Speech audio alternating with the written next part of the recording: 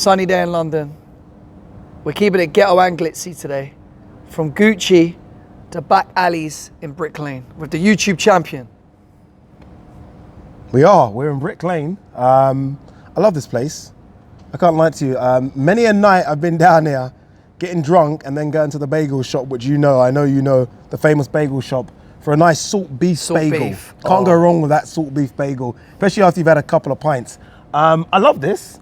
Can't lie to you. There's something about this graffiti. When I was young, I used to just think it was so senseless and reckless art, but it's not, is it? I mean, look at some of that. Yeah. Look at some of this work. It's incredible. Yeah. And I think it's only right that we touch East London, right? East London, Brick Lane. And yeah, it's good to be here. What are we talking about now? One Free Fizzle. One Free Fizzle. A lot of people think One Free Fizzle is the best division in boxing right now, right? Me included. Couple of real, the king? I think, can we say that?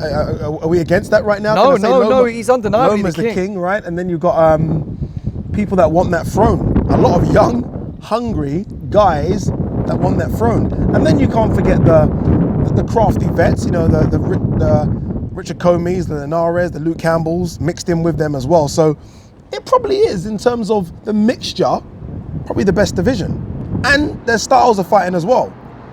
Obviously, everybody looks at heavyweight as the flagship for boxing and the barometer of how good the sport is, how healthy it is. Yeah. But definitely at least one, if not two, of the future stars of the sport are currently residing at 135. Yeah, I think those dates of, look, if the heavyweights do well, all the boxing does well, right? Because I think the heavyweights bring in the casual fans. But boxing for a long time has been dominated by the smaller weight guys, right? Since Mayweather let's be fair, Oscar kind of brought it through from way back. Sugar Ray Leonard brought it through, and Nassim Oscar took Hamed it to another level. Nassim Hamed over here. And then obviously Floyd, Pac-Man, Marquez, Morales. It's been brewing, right? It's been bubbling for a long time. But these guys right now just kind of tick all the boxes, right? Social media friendly, sort of well known. And then you got Loma, who is just pound for pound great. It's a good mix of killers. And that's what they are, by the way. Don't be fooled by their smiley faces like the likes of Ryan Garcia. These guys are killers in the ring, When are we going to get to see all of them in the ring together? Don't know. It almost needs like a World Boxing Super Series mini tournament. Well, there was rumours of that, but I mean, the good news is that as far as Teofimo Senior is concerned, Bob Arum and co have locked in a date, or at least a provisional date, for Loma and Lopez now. Yeah, and that's undisputed, right? That's all the marbles. I know some people will say that Loma's now franchise champion. It doesn't matter. Fuck all that bullshit. This is an undisputed fight where the winner is the numero uno in that division. Hands down. Already Loma is, but numero uno with all the belts, right? Everything.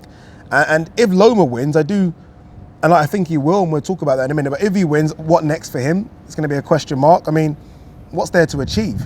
Do you go down to 130 and fight the Valdezes of the world and the Miguel Bichelts? Do you really do that? Shakur Stevenson? Hasn't earned that yet. Yeah, he's not, exactly. I don't think you've earned that, right? I mean, no, you've not earned that. I mean, do you go to 140 and roll the dice against a Ramirez or someone? Who's that someone, Ade? Josh, maybe? Do you roll? I mean, can I be very honest with you, yeah? If Josh Taylor, if Loma knocks out Teofimo, stops him, yeah? Big Teofimo, and everyone tells me Teofimo's a 140 guy. Really, right? Is that fair that Teofimo's a 140 guy? I say he's explosive and he's athletic. I don't know how big he is, but the boy definitely has a lot of power. Yeah, I'd like to know what weight he comes down from. If Loma looks fantastic as I expect him to against Teofimo, and someone were to put it out there that Loma versus Josh, if you were to ask 100 people, 100 boxing fans, do you honestly think it wouldn't be split? No, they're definitely, because of the size and Josh Taylor's rounded craft, he's a good fighter. He's probably one of the best. His stock has probably gone up, along with Inoue and a handful of other guys. His stock's risen. So you don't think Loma can beat him? I do. Okay, good. I do. That's all I'm saying. But just for it to be something like, oh my God, like worldly, retiring as an all-time great. If this guy was to go out and win a 140 belt, it would just be, look, I don't think it's ever going to happen, don't get me wrong. But you never know, right? Josh is with Top Rank now. That would be akin to Roberto Duran beating Sugar Ray. Yeah. Because Duran done his best work lighter weights, then came It'll up. be even more than that. When you think of like Loma came through at, what did he come through at? 120. 122 or 126, I can't remember. No, he's won free weight world champion, so 126. So he's come from even lighter weight class. It will be incredible. It'll be incredible. But let's not forget as well that he did fight at lightweight as an amateur, right? Which is a heavier weight, by the way, than Luke Campbell fought at the last Olympics. So he can handle the big boys. He can handle the big boys. What a lot of people don't realize, we always talk about Tank, and Tank is definitely, the problem Tank's got is he's a 147 guy weight-wise, but he's squashed into a height where he could never naturally justify being at that weight category. But he's too heavy for his height. Whereas Loma is short but stocky, but mobile, super agile. Yeah, Loma's perfect for 130. Tank is a frame of a 147 guy, stout, but you're right, he's short. He's too So short. he's got short limbs as well. Yeah. Almost the Gamboa issue. So when he was fighting Gamboa, it was almost like he's fighting a mirror image of himself, really. I think Tank's issue is just weight management.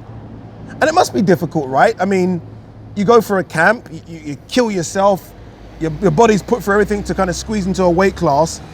After that, you just want to balloon up and eat whatever you want to eat. I get that. But you've still got to try and, for a fighter to be fighting at 135 or 130 now against Leo Santa Cruz, I think he can't go above 150. And I think he starts camp way above 150. I mean, we keep talking about Canelo staying in shape and Chris Eubank staying in shape year round. Tank's 20 what, 2, 3? Tank's 24 years old, I think. So what the guy's in the prime of his life, why can't he stay in shape? Attitude? Lack of motivation? I don't know. Guidance? I don't know. Sometimes I do wonder. Now, why did he beat up Red Catch? Why did he beat up Red Catch in training the other day? I don't know. Did you see? I saw that. Did you see? Was that Ivan Redcatcher? And he started moaning about it as well. Like, why didn't you show the rest of the clips? I don't know, man. I hate the sparring videos that get leaked. I mean, look, I'm not a... Did you see what he said after? He was talking amongst his friends and he was saying, under his breath at the end, he said, I'll have to text Al and say sorry. I just find it like, I don't know. Again, I'm not a traditionalist. There's some people that are much more traditionalist than me, but sparring is sparring. We just don't know where they are in terms of their condition, in terms of where they are, just their mental state. To beat up someone up in sparring or to land a couple of good shots and show it like you've won a world title belt, I don't get it personally, but that's Is this the new clout chasing? Is this the only way people can make themselves relevant in the conversation? What I don't like is when it's relevant people already, like Tank, who are already relevant.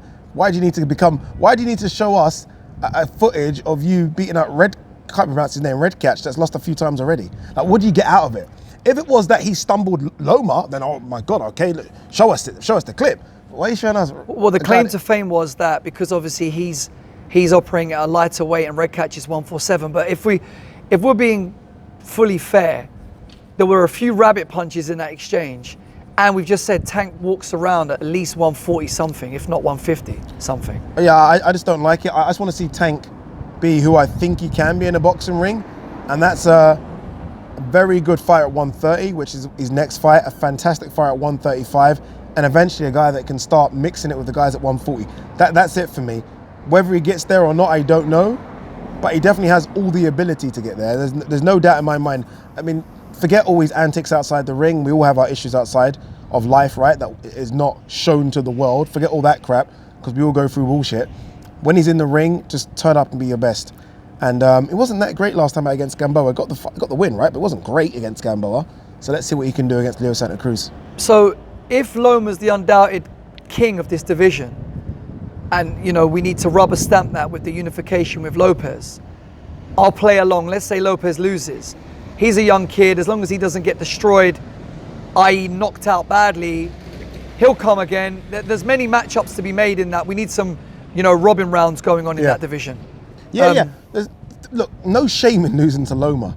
No. I mean, absolutely no shame. The problem is you don't want a LOMACHENKO situation, right? Because those guys haven't survived. Nicholas Waters didn't come back.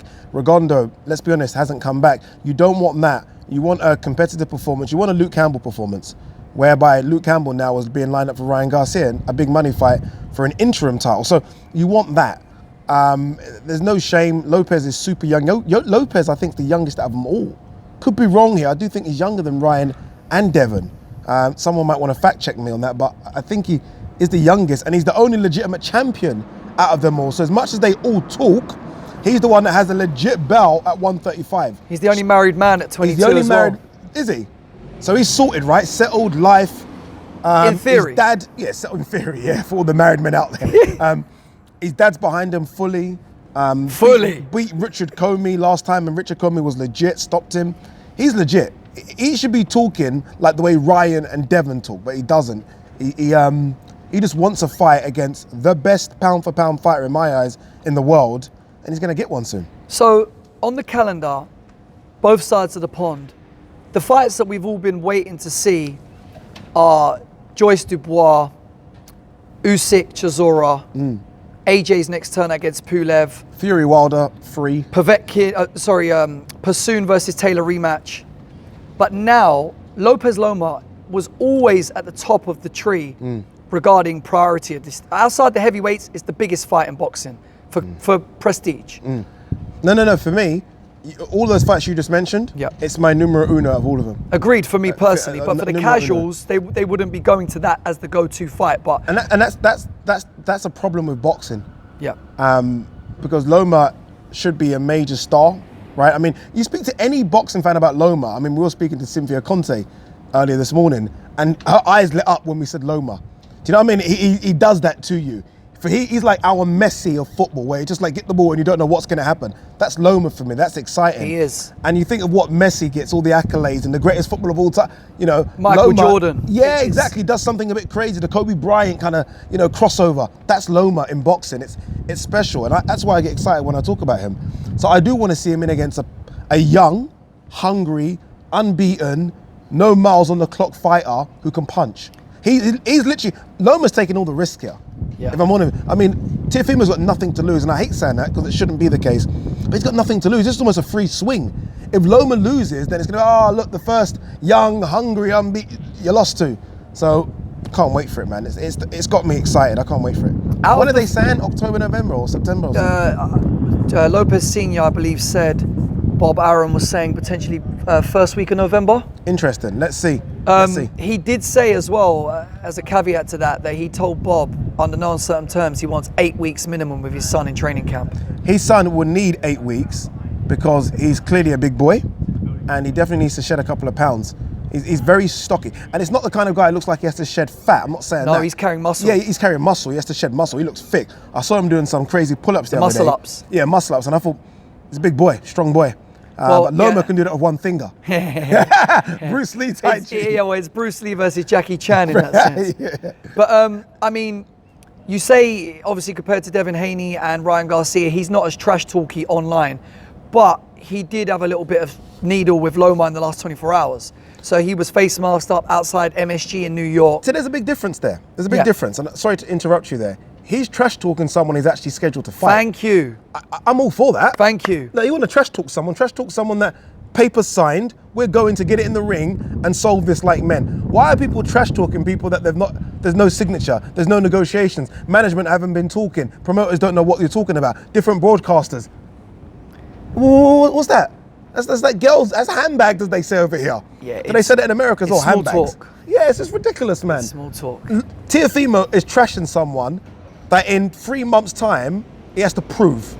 And Noma's like, okay, keep trash talking me. We're going to have to sort this out man to man.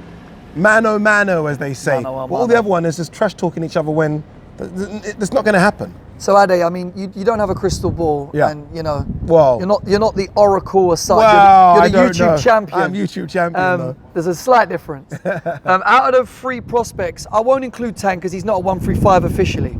Out of Haney, Lopez, and Garcia, not who's the best fighter, because I have an inkling who you're going to say. Gut instinct, who has the best career in 10 years' time looking back? Teofimo. We agree. Teofimo. Why? Because I'm all about show me, right? I need to see it, right? I mean, Ryan, I don't know because I don't know whose fault. Again, I'm not a boxing historian. What have you done for me lately? What have you done for me lately, Ryan? Oh, I beat up. I don't know who they are. Devon, same thing. You got a belt emailed to you. Don't know who you are yet. Teofimo, I know. I've seen it now. Even though he struggled to fight before Richard Comey was supposed to be a tough fight. I think everyone's forgetting that. Richard Comey is no slouch, no bum. Richard Comey's lost a couple of times and they've been controversial, right? That was supposed to be maybe a slight edge to Teofimo, 55-45. He iced him. I've seen it. I know what this guy can do now. And this guy is serious. I watched him talk to Max Kellerman, and he was actually talking about Devin Haney, Gervonta Davis, that he actually mentioned they're not living the life. They're not doing this thing correctly. I am. So I know his mind is right as well. That's what I need to know. I need to know that you're not in the clubs. I need to know that you're in and around the weight class, and I need to know that you can fight. He ticks all those boxes for me. Yep. That's why I think his longevity will be better. That's not taken away from Devon and Ryan. That's just, it's close, but he's the best out of a good three. I agree. I actually think it's hard to tell. If I was nitpicking, I would say on the eyeball test, Haney probably looks like he's got the most skills, right? But it's easy to get caught up in that whole thing. He's being mentored by Floyd now, etc., etc. Yeah. And Ryan Garcia is just causing hashtag sensation after sensation with all the body shot challenges, you know, and even. What is that crap? What is this? And you know, people get excited about, oh, he wobbled Ngannou. Yeah. I mean, well, you got to know, he's thrown about 50 shots to Ngannou. I mean, Ngannou's big, but he's got, look what he done to Jake Paul or Logan, one of them Paul brothers. I'm like, I think he must be. He is the Instagram champion. If I'm the YouTube champion, he's won Instagram. But don't be fooled. I just want to know, those 6.3 million followers he got crossover to pay-per-view. Do they just like him because he takes his top off and does body shots? Or are they going to follow him to the arena where he's in a real fight? We'll soon find out. Are those YouTubers giving him an appearance fee to boost their profile with the body shot challenge? Are they going to him? I just think he's at that level now where they're just all friends, right? I think once you get past maybe 5 million followers on Instagram, maybe your friend list changes a little bit. And I think his friend list has changed, and I think he's just all friends with them. I don't know, look, you've got to boost I feel like it's important in this day and age to boost your social media profile, but understand it's not real. I mean, what's real is in the ring. And what I like about Ryan, that Ryan can fight. I can say all this and that about him. Ryan can fight. Ryan's got a good amateur background as well. Ryan can fight, and I think he wants to almost shed that pretty boy image as well. He wants to go in there, like Oscar had to do really, because Oscar, again, pretty boy looking. He even looks similar to Oscar. He does look like Oscar, doesn't he? He A does. young Oscar. He does. Maybe that's why they hate each other so much. Yeah. But Oscar had to shed that, and Oscar had to fight, and Oscar did fight. And I think Ryan will fight as well. I just don't think, going back to the Teofimo question, I don't think he's going to be as good as Teofimo. Well, I mean, you like to call them sharks. I think there's a lot of. Can we talk very quickly before we wrap up? I can tell you're doing that wrap. He does this wrap up voice, people, where I can tell he's got like a question left and that's it. Can we talk about Gervonta versus Leo Santa Cruz? Please. And they're doing 2 belts and 2 different weight You're going to classes. wish you wrapped up now. We're going to keep going. Like, no, seriously, guys, explain this to me, people in the comment section. So Leo Santa Cruz is a super featherweight. So he fights super featherweight. He's got a belt at super featherweight. Gervonta Davis has a WBA regular lightweight. The fight is at super featherweight, but Gervonta Davis's lightweight belt is on the line. And people wonder why fans are confused. Yeah. So Leo Santa Cruz can win a lightweight belt for fighting at super featherweight. It's not a catchweight fight, by the way. The fight is at 130. That's the really confused. What's that saying? Bog off, buy one, get one free. Buy one, get one free. I mean, look, I don't really care too much for the regular belt at all, but it makes no sense why Gervonta Davis's belt would be on the line. I don't understand. I guess it's something in the contract. If Leo wins, to be fair, what it does to Leo, it props him straight up in the WBA rankings at lightweight. So he could probably go to number 3 or 4, which is crazy, having not had a lightweight fight, I don't think. I just find it crazy, but I will say this. I'm just happy the fight's happening, and I'm happy the fight's happening at 130. Leo's got a chance at 130. 135, he's dead man walking. 130, got a chance. You think if we reverse that, the implication you're making about the weight, does Tank hurt to get down to that weight? When's the fight? I don't know. I can't remember the date of the fight. Hopefully. Look, to be honest, looking at Tank against that Ivan Redkach guy, Tank looked about 140, He definitely didn't look 150. It's hard to tell though because he's so stocky. He's so barrel-chested, man. Yeah, and he was wearing this baggy white top, wasn't he? So it was difficult. It wasn't his usual top off, trying to show his body.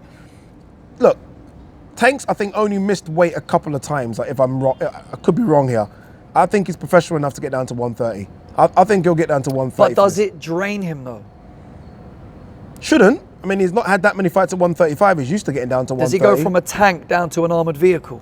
I like, it's interesting. Soon find out. Soon find out, right? Because I feel like he's going to need the 12-round gas tank for Leo Santa Cruz. Leo Santa Cruz don't, bail down to no one. He's been in wars. This guy can go back and forth if he wants to. This is a very interesting fight, Leo Santa Cruz, I've seen in fights, I think takes long to get going. Yeah. But then seems to come on strong in the second half of the fight when the fight has started to wind a bit. This is a fantastic fight. PBC have really come out and said, we run the boxing game right now with their lineup. And this could be as good as a fight as Charlo Derevyanchenko. It could be that good. Andy, can we just quickly segue into that? A lot of people, for want of a better term, casuals, which everyone's welcome. We need casuals, please. Everyone tell all your friends about boxing. But not enough people talk about Derevyanchenko. I don't think they talk about him because, unfortunately, the two big fights he's been in, he's lost.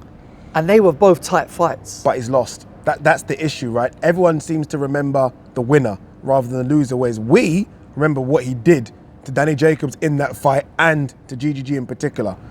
This guy's a bad man. He's got a good. I mean, Lou DiBella doesn't go down without a fight, so he's surrounded by good people, so he'll always be in good fights. Yeah, but I wonder if he's there for the taking now. Look, Al Heyman is not stupid, right? You don't risk Charlo's WBC middleweight crown against a guy you think he's going to lose to. Jamel or Jamal? I get them confused. Jamal. Jamal is the 160, Jamel 154, I believe. I just feel, and I don't think many of us are speaking about it because we all talk about what that fight done to GGG. What did that fight do to Derevyanchenko? GGG hit that guy with everything. And we know GGG is one of the hardest hitting 160s ever.